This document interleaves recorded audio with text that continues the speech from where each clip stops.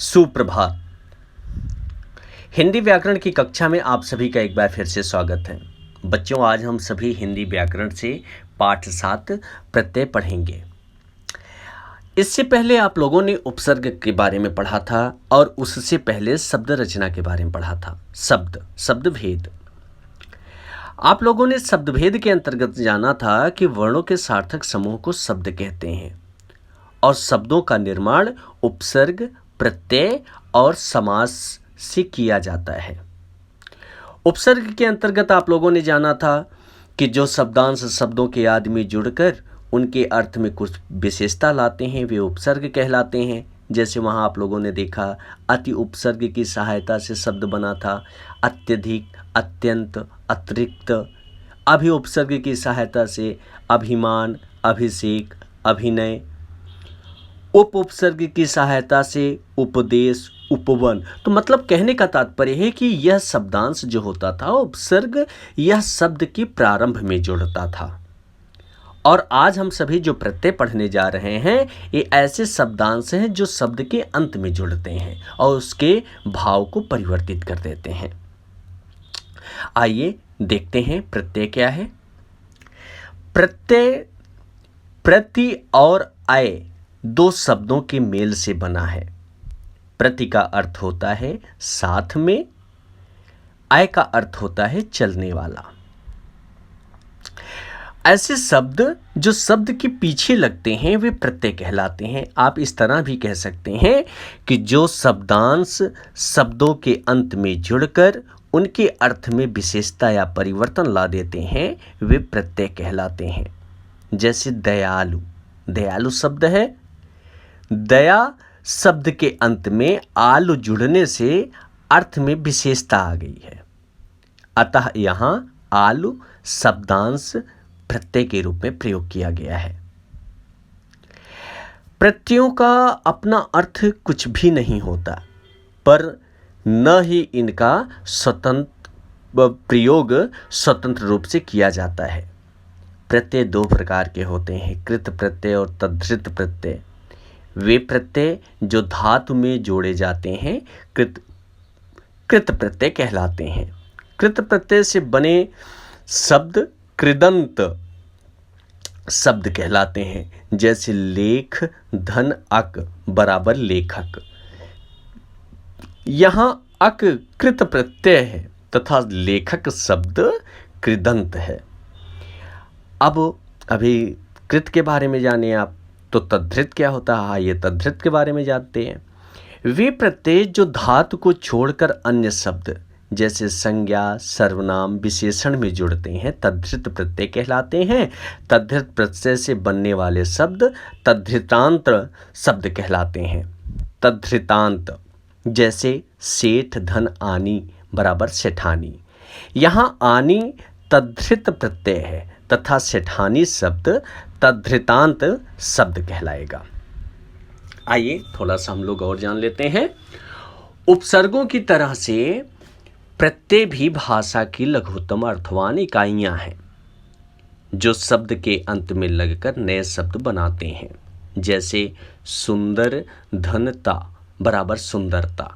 सुंदर मूल शब्द है, ता प्रत्यय और शब्द बन गया सुंदरता।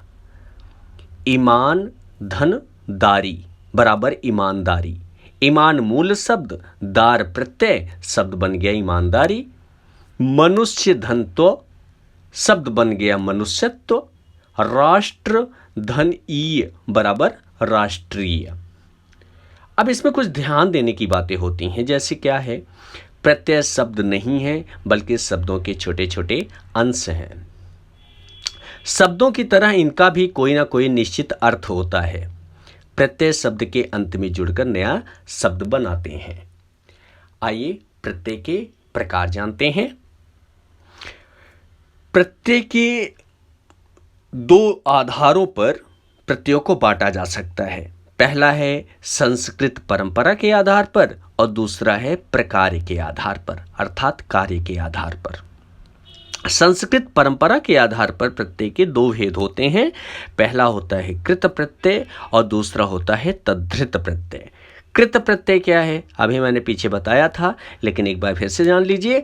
कृत प्रत्यय वे प्रत्यय जो क्रिया के मूल रूप या धातु के साथ जुड़कर संज्ञा, विशेषण आदि नए शब्दों की रचना करते हैं, वे कृत प्रत्यय कहलाते हैं। कृत प्रत्यय से बनने वाले इस तरह के कई सारे शब्द होते हैं। जैसे पहला है क्रिया का कर्ता या क्रिया को करने वाला। तत्सम प्रत्यय की सहायता से ऐसे शब्दों का निर्माण किया जाता है। जैसे अक प्रत्यय है, उक है, एता है, नीय, य और त प्रत्यय। इन सभी की सहायता से आप शब्द बनाएंगे। जैसे अक प्रत्यय की सहायता से गायक, नायक, भिक्षुक, भावुक। एता प्रत्यय की सहायता से नेता, अभिनेता, विक्रेता। नीय प्रत्यय की सहायता से कथनीय, पठनीय, करणीय। या प्रत्यय की सहायता से गेय, प्रेय, पेय। और ता प्रत्यय की सहायता से अभिनेता और विक्रेता जैसे शब्द बनाए जा सकते हैं। इसके बाद आता है ख तद्भव। तद्भव आप सभी जानते हैं कि हिंदी के प्रत्यय हैं ये सभी। अब ये सभी प्रत्यय क्रिया के साथ, चूंकि अभी कृत प्रत्यय के बारे में बता रहे थे, तो ये आप सभी जानते हैं कि क्रिया के मूल में अर्थात धातु में लगते हैं। अब जैसे शब्द है पीना, भूलना, घूमना, कमाना, खाना, उड़ाना, गाना, बिछाना, ये सभी आप देख रहे हैं, तो ये सभी क्रिया हैं। आप सभी को बताया गया रहा होगा कि क्रिया का मूल रूप ही धातु कहलाता है। क्रिया और धातु कैसे समझ में आता है? जब हम किसी धातु में न शब्द जोड़ देते हैं और वह सार्थक बन जाए तो वह क्रिया कहलाता है। लेकिन जब हम किसी शब्द में से, किसी क्रिया शब्द में से न को हटा देते हैं तो वह मूल रूप में अर्थात धातु रूप में आ जाता है। जैसे पीना शब्द है, पीना, इसमें से न को हम अलग कर दें तो बचा केवल पी, तो यह धातु हो गया। बात समझ में आया? भूलना शब्द है, इसमें से ना को हटा दिए तो शब्द बन गया भूल। घूमना शब्द है, इसमें से ना को हटा दिया गया, शब्द बन गया घूम। ते हो गया मूल रूप अर्थात धातु। अब इसमें अगर हम अक्कड़ प्रत्यय जोड़ दें तो शब्द बनता है पियक्कड़, भुलक्कड़, घुमक्कड़। कमाना, खाना, उड़ाना, इन शब्दों में से हम ना को हटा देते हैं तो यह अपने मूल रूप अर्थात धातु में आ जाता है, तो शब्द बनता है कमा, ख और उड़ा। अब इसमें ऊ प्रत्यय हम जोड़ देते हैं तो शब्द बनता है कमाऊ, खाऊ, उड़ाऊ। खाना, गाना, बिछाना, इनमें से भी हम ना को अलग कर देते हैं तो शब्द अगर ना प्रत्यय जोड़ते हैं तो बनता है खाना, गाना, बिछौना। इस तरह से आप देखते हैं आई प्रत्यय, अगर पढ़ना, लिखना, बुनना, इसमें हम आई प्रत्यय जोड़ देते हैं तो ना को हटा देते हैं तो हो गया पढ़ाई, लिखाई और बुनाई। इसमें और भी हैं, आइए देखते हैं ग, जैसे विदेशी या आगत प्रत्यय। इनकी सहायता से भी हम नए शब्दों का निर्माण कर सकते हैं। इसमें आने वाले प्रत्यय हैं जैसे दार, दयल, आक, आलू। देना या लेना दोनों क्रिया हैं। अब इसके मूल रूप अर्थात धातु को लेते हैं दे और ले, उसके साथ दार प्रत्यय का प्रयोग करते हैं तो हो जाता है लेनदार, देनदार। मर, अड़, सड़, अब इसके साथ ईयल प्रत्यय का प्रयोग करते हैं तो बनता है मरियल, अड़ियल, सड़ियल। तैर शब्द है, तैरना शब्द है, न को हटा देते हैं तैर, मूल शब्द बचा अर्थात धातु बचा, इसके साथ आक तो हो गया तैराक। इस तरह से हम देखते हैं कि इन प्रत्ययों की सहायता से, चाहे वह तत्सम हो, चाहे तद्भव हो, चाहे विदेशी, इन सभी प्रत्ययों की सहायता से हम नए शब्दों का निर्माण कर सकते हैं। दूसरा है क्रिया का कर्म के रूप में। ए प्रत्यय भी क्रिया के मूल रूप धातु में लगते हैं तथा क्रिया के कर्म की रचना करते हैं। जैसे प्रत्यय है ना, नी और वनी। तो ना प्रत्यय की सहायता से शब्द बनाते हैं खाना, गाना। नी की सहायता से चटनी, बेलनी, फूकनी, सुघनी आदि। और वनी प्रत्यय की सहायता से उठावनी, पैरावनी, दिखावनी जैसे शब्दों का रचना कर सकते हैं। और इसके साथ में क्रिया का परिणाम ये प्रत्यय भाववाचक संज्ञा बनाने का कार्य करते हैं बच्चों। यह बहुत ही इंपॉर्टेंट प्रत्यय होते हैं, क्योंकि आप सभी को भाववाचक संज्ञा भी बनाना बताया जाएगा, तो उसमें इन प्रत्ययों की आवश्यकता पड़ेगी। आप सभी इन प्रत्ययों को याद कर लीजिएगा।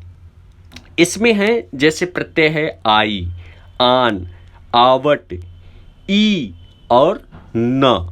इनकी सहायता से आप कैसे शब्द बनाते हैं, जैसे है पढ़ाई, लिखाई, बुनाई, सिलाई। आन प्रत्यय की सहायता से पहचान, मिलान, उठान। आवट प्रत्यय की सहायता से मिलावट, सजावट। ई प्रत्यय की सहायता से बोली, हंसी। ना प्रत्यय की सहायता से चलना, लिखना और पढ़ना शब्दों का निर्माण किया जा सकता है। इसके बाद आता है क्रिया करने का साधन। अब इसमें किस तरह के प्रत्यय का प्रयोग किया जाता है ये देखते हैं।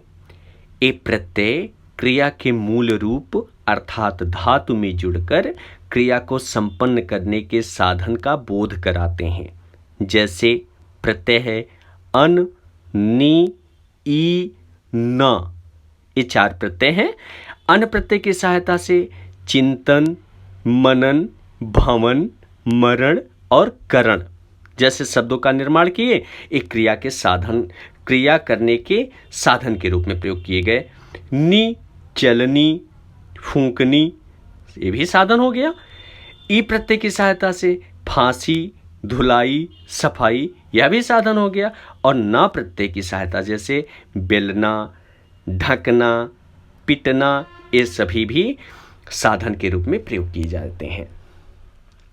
अगला है 5वां, क्रिया करने के योग्य होना। अब इसमें क्या है, जितने भी शब्दों का निर्माण किया जाएगा वे क्रिया करने के योग्य होने का बोध कराएंगे। आइए इसको पहले देख लेते हैं।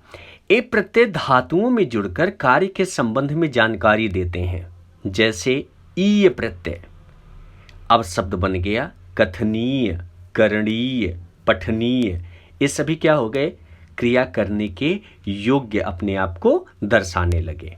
या प्रत्यय की सहायता से गेय, प्रेय, देय और व्या प्रत्यय की सहायता से गंतव्य, कर्तव्य, श्रव्य जैसे शब्दों का निर्माण किया जाएगा। और ये सभी किस कार्य के लिए किसका बोध कराएंगे, क्रिया करने के योग्य होने के। आइए दूसरा देखते हैं, तद्धित प्रत्यय। तद्धित प्रत्यय, कृत प्रत्यय में क्या था, वह प्रत्यय जो क्रिया के साथ जुड़ता था। और तद्धित प्रत्यय क्या है, यह क्रिया के अलावा संज्ञा, विशेषण, अव्यय लगकर संज्ञा, विशेषण आदि शब्द बनाते हैं। आइए एक बार फिर से जान लेते हैं। जो प्रत्यय क्रिया के अलावा अन्य शब्दों जैसे संज्ञा, विशेषण, अव्यय आदि में लगकर संज्ञा, विशेषण आदि शब्द बनाते हैं, तद्धित प्रत्यय कहलाते हैं। तद्धित प्रत्यय या अन्य शब्दों में लगने वाले प्रत्यय, पहला है संज्ञा से संज्ञा बनाने वाले प्रत्यय। संज्ञा से संज्ञा किस तरह से बनाए जाते हैं आइए देखते हैं।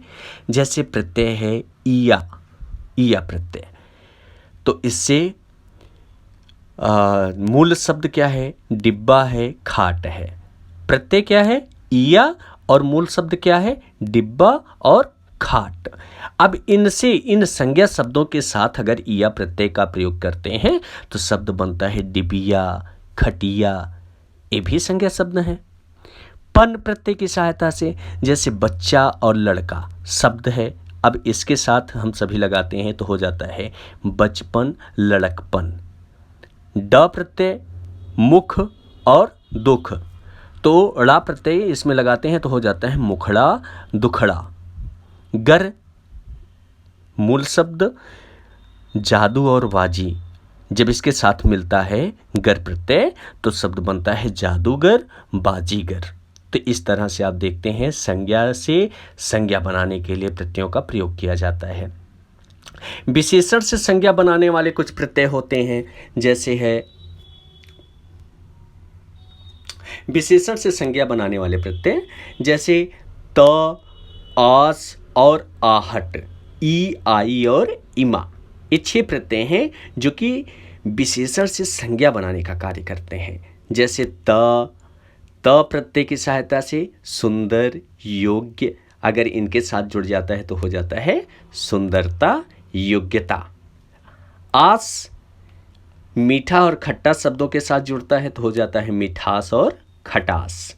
आहट जब मूल शब्द कड़वा और चिकना के साथ जुड़ता है तो हो जाता है कड़वाहट, चिकनाहट।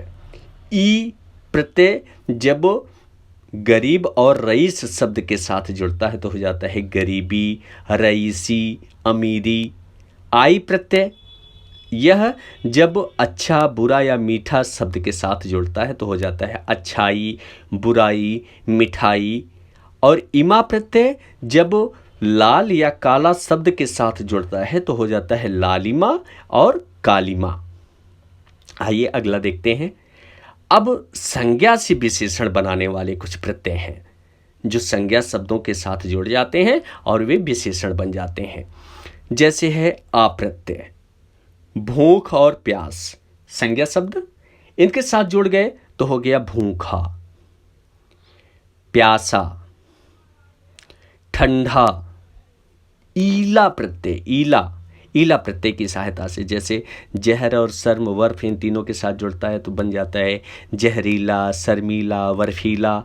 आना प्रत्यय साल या रोज जैसे शब्दों के साथ जुड़ता है तो हो जाता है सालाना, रोजाना। इक प्रत्यय धर्म और पुराण जैसे शब्दों के साथ जुड़ता है तो बनता है धार्मिक, पौराणिक। ई प्रत्यय जब बंगाल या जापान जैसे शब्दों के साथ जुड़ता है तो हो जाता है बंगाली, जापानी, गुलाबी। ईन प्रत्यय रंग, नमक और शौक के साथ जब जुड़ता है तो हो जाता है रंगीन, नमकीन, शौकीन। एरा प्रत्यय जब चाचा और मामा जैसे शब्दों के साथ जुड़ता है तो हो जाता है चचेरा, ममेरा। एलू प्रत्यय जब घर के साथ जुड़ता है तो हो जाता है घरेलू। बात समझ में आया ना? अगला देखिए क्या है। क्रिया विशेषण से विशेषण बनाने वाले कुछ प्रत्यय दिए हैं जिससे हम विशेषण बना सकते हैं। प्रत्यय है जैसे ला प्रत्यय की सहायता से शब्द है जैसे आगे, पीछे, नीचे, तो हम इसके साथ अगर ला प्रत्यय जोड़ देते हैं तो हो जाता है अगला, पिछला और निचला। अगला है कुछ अन्य आगत विदेशी प्रत्यय। विदेशी प्रत्ययों की सहायता से भी हम शब्दों का निर्माण कर सकते हैं। जैसे है नाक, अंदाज, बाज, मंद। अब इन सभी के साथ हम जब शब्द जोड़ते हैं, जैसे नाक प्रत्यय के साथ खतरा जोड़ दे तो हो जाता है खतरनाक। अंदाज प्रत्यय के साथ जब तीर शब्द को जोड़ते हैं तो बन जाता है तीरंदाज। बाज के साथ जब हम बाज प्रत्यय के साथ जब धोखा शब्द जोड़ते हैं तो बन जाता है धोखेबाज। मंद प्रत्यय के साथ अक्ल जब शब्द जोड़ते हैं तो बन जाता है अक्लमंद। तो इस तरह से शर्म है शर्मनाक, गोला है तो गोलंदाज। मतलब नाक और अंदाज, वाज और मंद, इन सभी प्रत्ययों की सहायता से हम नए शब्दों का निर्माण कर सकते हैं। दूसरा होता है, अभी आपने वहाँ पढ़ा था संस्कृत के आधार पर, और दूसरा है कार्य के आधार पर। तो कार्य के आधार पर अब देखते हैं प्रत्ययों को। कार्य के आधार पर प्रत्ययों का वर्गीकरण। प्रत्ययों का वर्गीकरण इस आधार पर भी किया जाता है कि उनका प्रकार क्या है। प्रकार के आधार पर प्रत्ययों के निम्नलिखित भेद हो सकते हैं। पहला है लिंग परिवर्तक प्रत्यय। लिंग परिवर्तक प्रत्यय जो कि लिंग को ही परिवर्तित कर देता है। कुछ ऐसे प्रत्यय हैं जो पुल्लिंग के साथ लगे जाते हैं और स्त्रीलिंग बना देते हैं, जैसे है आ प्रत्यय। बाल शब्द के साथ बला लगा तो हो गया बाला। प्रिय था, प्रिय जो कि पुल्लिंग शब्द है, लेकिन जब आ प्रत्यय के साथ लगा तो हो गया प्रिया, स्त्रीलिंग हो गया। ई प्रत्यय घोड़ा के साथ ई प्रत्यय जुड़ा तो हो गया घोड़ी, जबकि घोड़ा पुल्लिंग शब्द था लेकिन घोड़ी स्त्रीलिंग शब्द हो गया। बेटा शब्द है जो कि पुल्लिंग है और इसके साथ ई प्रत्यय जोड़ देते हैं तो बन जाता है बेटी। दास, दास के साथ जब ई प्रत्यय जोड़ते हैं तो बन जाता है दासी। और देव के साथ देवी। आनी प्रत्यय की सहायता से, जैसे नौकर शब्द है पुल्लिंग है, इसके साथ अगर आनी प्रत्यय जोड़ दें तो बन जाता है नौकरानी। देवर शब्द है जो कि पुल्लिंग है, लेकिन जब हम इसके साथ आनी प्रत्यय जोड़ते हैं तो होता है देवरानी जो कि स्त्रीलिंग हो जाता है। तो इस तरह देखते हैं कि आनी, आइन, इया, नी, इका, इन सभी प्रत्ययों का प्रयोग हम करके स्त्रीलिंग शब्द बना सकते हैं। जैसे इका है, गायक है, पुल्लिंग है, लेकिन जब इसके साथ हम इका प्रत्यय लगाते हैं तो हो जाता है गायिका। नायक पुल्लिंग शब्द है, लेकिन इसके साथ जब हम इका प्रत्यय लगाते हैं तो बन जाता है नायिका। ठीक, इका, नायिका और गायक के साथ इका प्रत्यय गायिका। नी, मोर के साथ मोरनी और चोर के साथ चोरनी। इया, कुत्ता अगर शब्द के साथ इया प्रत्यय लगाते हैं तो हो जाता है कुतिया, स्त्रीलिंग हो गया। बंदर के साथ बदरिया। तो इस तरह से हम पुल्लिंग से स्त्रीलिंग बनाने के लिए इन सभी प्रत्ययों का प्रयोग कर सकते हैं। अब है स्त्रीलिंग से पुल्लिंग बनाने वाले प्रत्यय, जैसे आ प्रत्यय। भैंस है, स्त्रीलिंग है, अब इसके साथ आ प्रत्यय जोड़ दिए तो बन गया भैंसा। मौसी शब्द है जो कि स्त्रीलिंग है, इसके साथ आ प्रत्यय जोड़ दिए तो हो गया मौसा। तो ये स्त्रीलिंग से पुल्लिंग बनाने के लिए इस प्रत्यय का प्रयोग किया गया है। अब अगला है संज्ञा से विशेषण बनाने वाले प्रत्यय। संज्ञा से विशेषण बनाने के लिए प्रत्ययों का प्रयोग कैसे किया गया, जैसे ई प्रत्यय। वसंत, वसंती। धन, धनी। लू, कृपा शब्द के साथ जुड़ा तो बन गया कृपालु, और दया के साथ अगर लू प्रत्यय लगाएंगे तो हो जाएगा दयालु। ऊ, बाजार शब्द है, अगर ऊ प्रत्यय बाजार के साथ लगाते हैं तो हो जाता है बाजारू, और गवार के साथ लगाते हैं तो हो जाता है गंवारू। मान, मान को अगर बुद्धि के साथ लगाते हैं तो हो जाता है बुद्धिमान, और स्त्री के साथ लगाते हैं तो हो जाता है श्रीमान। वान प्रत्यय गुण के साथ जब लगता है तो हो जाता है गुणवान, और धन के साथ लगता है तो होता है धनवान। आवना, अब डर के साथ अगर इस आवना प्रत्यय का प्रयोग किया गया तो शब्द बना डरावना, और लोभ के साथ जब इसका प्रयोग किया गया तो शब्द बना लुभावना। अब अगला भी जो कि बहुत इंपॉर्टेंट प्रत्यय है, भाववाचक संज्ञा बनाने वाले प्रत्यय। भाववाचक संज्ञा इन प्रत्ययों की सहायता से बनाते हैं। अभी आपने पीछे भी पढ़ा था क्रिया के अंतर्गत। तो इसमें है आवट, मिल शब्द के साथ मिलावट, बन बनावट, आस मीठा शब्द के साथ मिठास, खट्टा शब्द के साथ अगर आस प्रत्यय जुड़ गया तो खटास। इमा, महा, महा के साथ अगर इमा प्रत्यय जुड़ा तो हो गया महिमा। लाल के साथ जुड़ा तो हो गया लालिमा। तो मित्र के साथ जुड़ा तो हो गया मित्रता, आवश्यक के साथ जुड़ा तो हो गया आवश्यकता। तो इस प्रकार से आप भाववाचक संज्ञा बनाने के लिए इन प्रत्ययों को याद करिए, हमेशा के लिए याद रहेगा तो आपके लिए अच्छा रहेगा। आइए व्यवसाय बोधक प्रत्ययों को जान लेते हैं। व्यवसाय बोधक प्रत्यय जैसे आर, वाला, गर, ये ऐसे प्रत्यय हैं जो व्यवसाय बोधक का प्रयोग करते हैं। जैसे आर है, लोहा के साथ जुड़ गया तो हो गया लुहार। वाला चाय के साथ जुड़ गया तो हो गया चाय वाला। गर प्रत्यय जादू के साथ जुड़ गया तो हो गया जादूगर।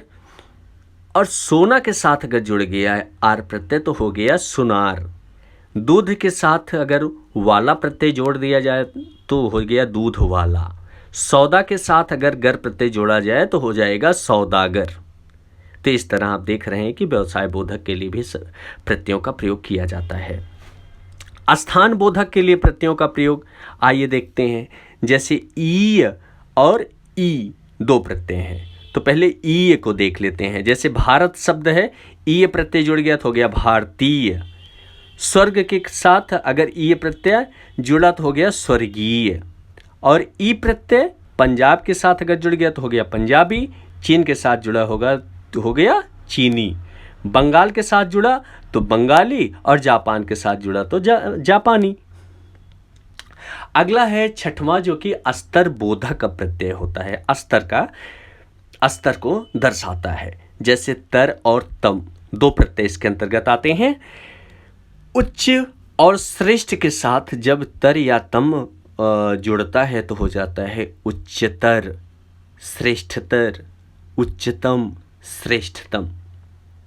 अगला है उपसर्ग एवं प्रत्यय दोनों का एक साथ प्रयोग। कुछ ऐसे शब्द हैं जिसमें उपसर्ग और प्रत्यय दोनों का प्रयोग किया जाता है। इसको आप सभी को उपसर्ग के अंतर्गत भी बताया गया था। आइए जानते हैं। जैसे उपसर्ग है, मूल शब्द कार और प्रत्यय है अक, तो बन गया उपकारक।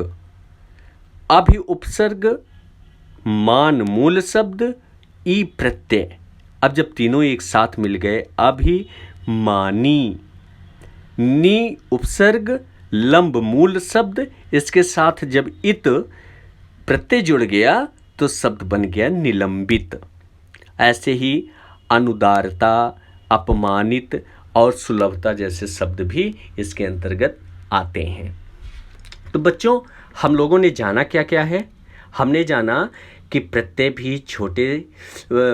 भी शब्दों के छोटे छोटे अंश हैं। प्रत्यय मूल शब्द से बंधकर या जुड़कर ही आते हैं, अतः ये भी बद्ध इकाई हैं।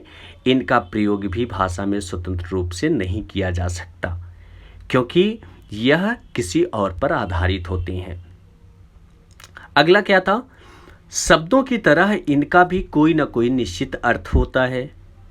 अगला है प्रत्यय शब्द के अंत में जुड़कर नया शब्द बनाते हैं। आप सभी जानते हैं कि ऐसे शब्दांश है जो शब्द के अंत में जुड़कर और शब्द के अर्थ को परिवर्तित कर देते हैं, वे प्रत्यय कहलाते हैं। और उपसर्ग इसके विपरीत होता है। उपसर्ग ऐसा शब्दांश जो किसी शब्द के प्रारंभ में जुड़कर उसके अर्थ को परिवर्तित कर दे, वह उपसर्ग कहलाता है। अगला है संस्कृत परंपरा के आधार पर प्रत्यय दो प्रकार के होते हैं, कृत प्रत्यय और तद्धित प्रत्यय। प्रकार के आधार पर प्रत्ययों के प्रमुख भेद हैं लिंग परिवर्तक प्रत्यय, संज्ञा से विशेषण बनाने वाले प्रत्यय, भाववाचक संज्ञा आदि बनाने वाले प्रत्यय, व्यवसाय बोधक प्रत्यय तथा अस्तर बोधक प्रत्यय। अगला है हिंदी में अनेक शब्दों की रचना उपसर्ग तथा प्रत्यय दोनों के मेल से होती है। आप लोगों ने देख भी लिया, जैसे उपकारक, अनुदारता, अपमानित, सुलभता, ये सभी ऐसे हैं जो कि उपसर्ग और प्रत्यय दोनों के निर्माण से बने हैं। तो आशा करते हैं बच्चों यह पाठ आपकी समझ में आ गया होगा। अगर किसी तरह की कोई समस्या है तो आप सभी दिए गए लिंक पर आप अपनी समस्या को रख सकते हैं या व्हाट्सएप ग्रुप में आप अपनी समस्या को पूछ सकते हैं। इसमें से प्रश्न नंबर 3, प्रश्न नंबर 4, प्रश्न नंबर 5 और प्रश्न नंबर 6 पेंसिल की सहायता से आप अपने पुस्तक में ही भरिएगा। धन्यवाद।